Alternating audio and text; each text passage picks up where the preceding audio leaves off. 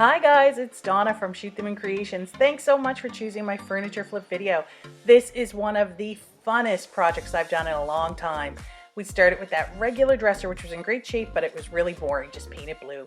And I decided that I wanted to try the acrylic pour method and really see what sort of great patterns and color I could get. And this project was a blast. It was so much fun to do. So all I did was paint the dresser white to get a good base to it, and then I pulled out the drawers, taped off what I could to protect it from all the paint, and then I picked out my colors. I picked out a coral color, a pink, a pale blue, and a gray, and some white. And I watered down the paint by about half. So I added half paint. I was using chalk paint, which is quite thick. And then I added about half water, mixed that up really well. And then I just started dribbling it and pouring it all over the dresser. You can see you can do whatever you want. You're just going to put the paint down. I was trying to be somewhat controlled. I didn't want to have a ton of paint on it if it wasn't necessary. I was trying to figure out the balance of how much paint I needed here.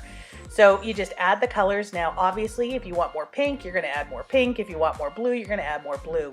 So you just put them all on, and then once you think you have enough paint to try, you're going to start moving around the drawer itself to get the paint moving. Once I started, this was my first time ever trying this, and once I started, I did need to give it a few sprays with water. You'll see that coming up, in order to get the paint to really start to move. But it is magic. Wait until you see it start to work. It turned out so well. So I'm going to just pick it up and start seeing if it'll move. So you can see a lot of it's moving, but not a ton. So you just kind of let it do its thing. It looks a bit messy to start, but in the end, oh my, the patterns were gorgeous. So you just move it around in all different directions, trying to get that paint to swirl and to make those great patterns. And here I didn't quite have enough, so I added a bit more pink. This dresser's actually for my daughter, and so she really wanted the pink and the coral to be quite prominent. And so just putting a bit more paint, and then you're gonna see when I lift this up the next time, I'm gonna give it a spray with water, and you'll really start to see it move then. This was truly just such a fun and easy project. I recommend anyone to give it a try. It was so fun. So here you can see I'm giving it a few sprays with water, and then it really starts to move. So if you like this kind of content, please consider subscribing. I do furniture makeovers, and I try to put out a video every week, and I would love to have you as a subscriber.